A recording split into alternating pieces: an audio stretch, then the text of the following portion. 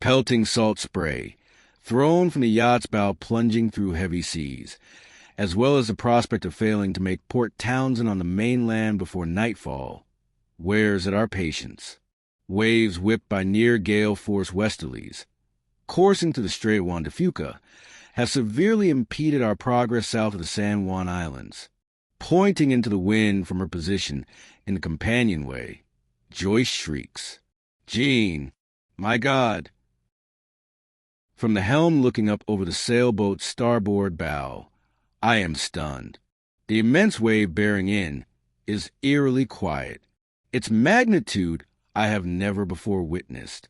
Hastily wiping spray from my eyes for a cleaner look, my first impression is confirmed. Piqued by impending disaster, reflexes quickly apply some right rudder. Shuddering, the yacht begins to ascend the wall of water that is certain to inundate us.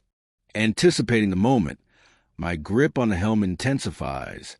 A danger alert system fueled by pure adrenaline is screaming within me, "Abort! Abort!" But there is no escape.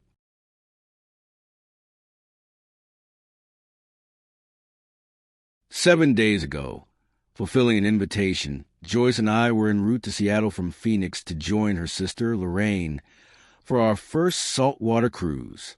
We were somewhat tinged with anxiety, for our 21-year sailing experience was gained entirely on landlocked freshwater lakes. Lorraine had managed a week in her September schedule for a passage to the San Juan Islands aboard her 34-foot sloop, Serena. We arrived a couple of days prior to sailing. A pleasant surprise of brilliant blue skies and a warming sun greeted us at SeaTac Airport. Hopefully a good omen. The day of departure, though, has dawned gray and now threatens rain. Earlier in the week, 2 of the crew of 5 canceled. Undaunted, the 3 of us gather our gear and head for Shills Hole Marina, about 15 minutes away. 4 hours later, after waiting for delivery of forgotten companionway key, stowing gear, topping fuel tanks, and lunch at the marina, we are just clearing the breakwater in the early afternoon. Sails furled, the diesel auxiliary chums away under steely gray skies with little wind and light water chop. So much for good omens. The weather radio is not predicting a small craft advisory this evening, but the thought of slugging up Admiralty Inlet at night in unfamiliar shipping lanes is not appealing to Joyce. Moreover, I'm not that hot about it either. I suspect that the captain may have similar thoughts. Being faced with a green crew, with some discussion, it is decided to put in at the next available marina, snug in a Port Edmonds slip. 3.5 hours after departure, we come to realize that we have traversed only 15 miles. The captain feels compelled to interrupt our first night, toasting to sum up the day's progress as something less than spectacular. After all, we only have a week, and she would like to get beyond binocular range of the Seattle skyline. In 4 days, Lorraine has shown us the highlights of the San Juans. Included were Friday Harbor, Roche Harbor, Rosario, and various semi- or isolated anchorages. One can never be really isolated in the San Juans.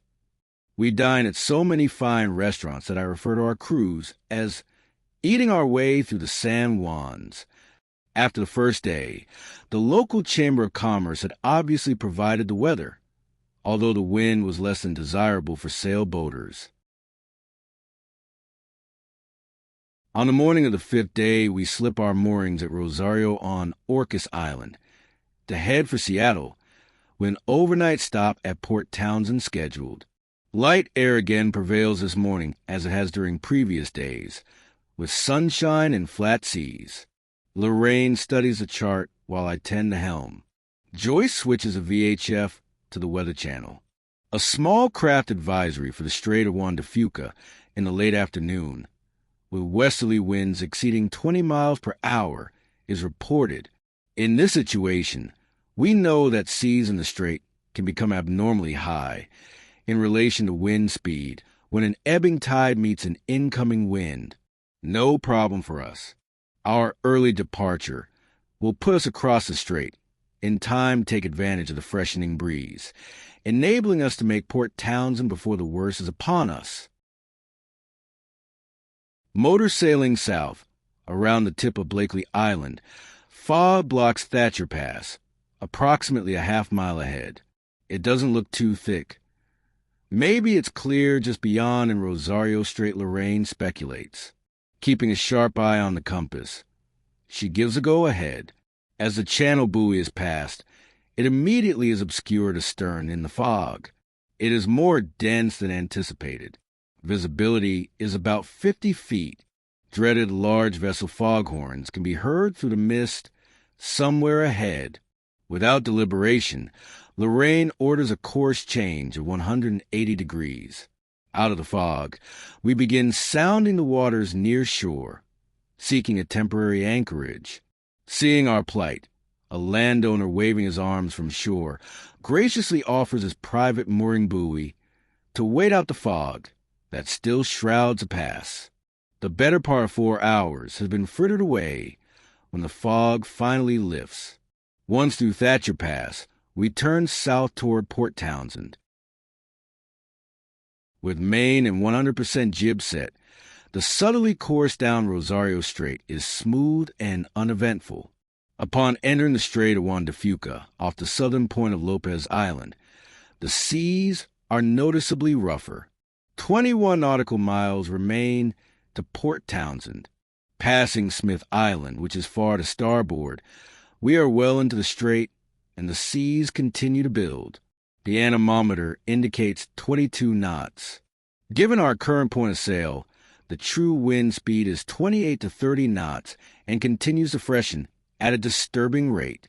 The boat is still riding comfortably, however, under reduced sail, with a wind abaft the starboard beam.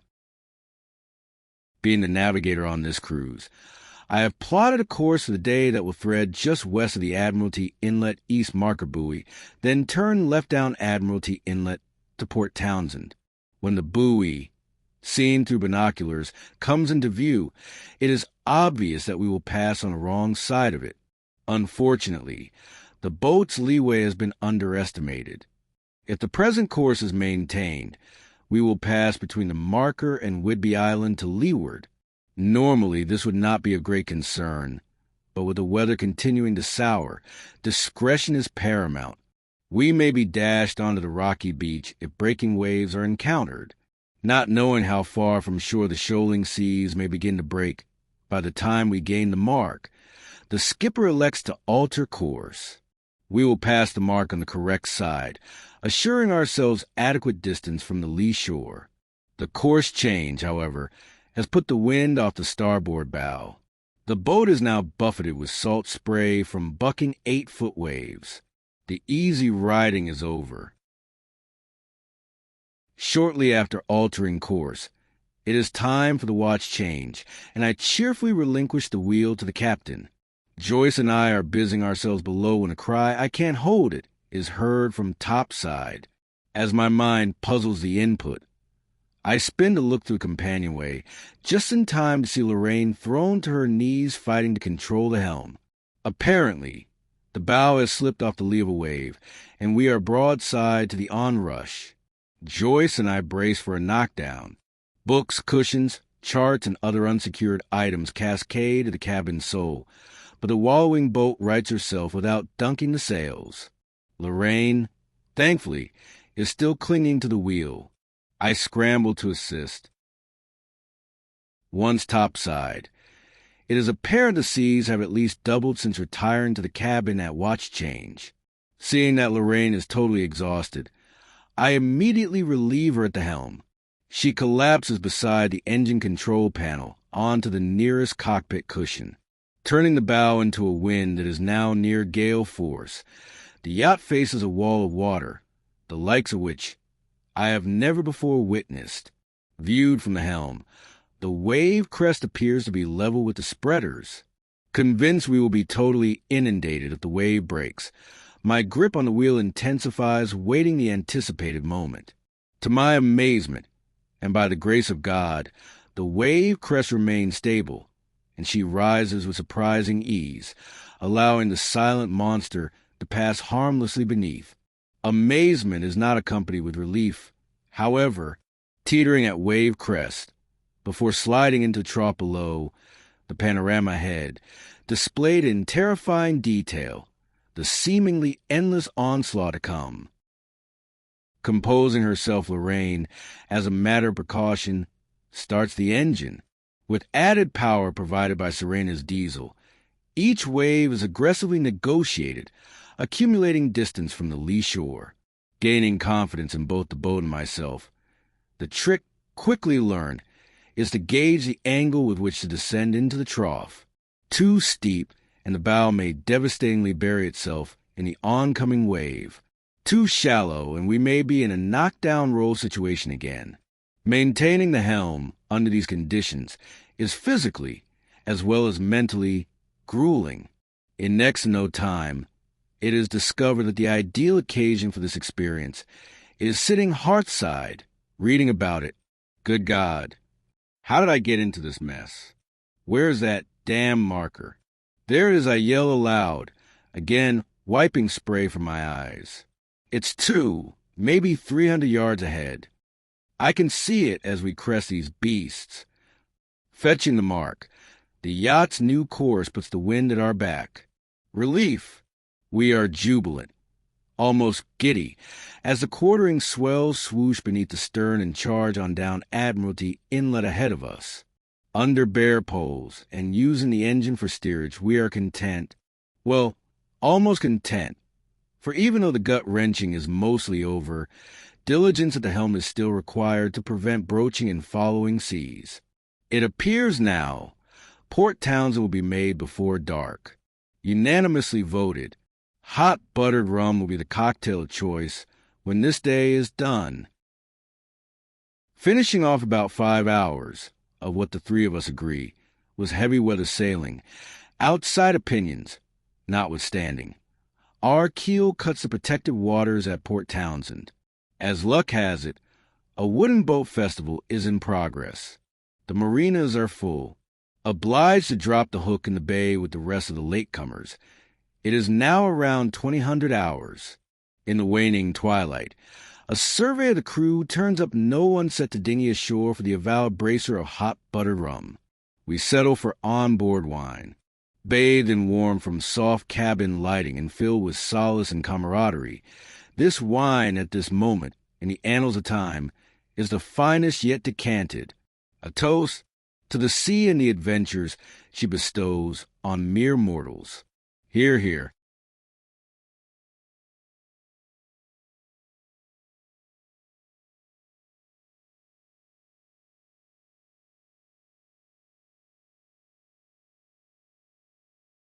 Author's note.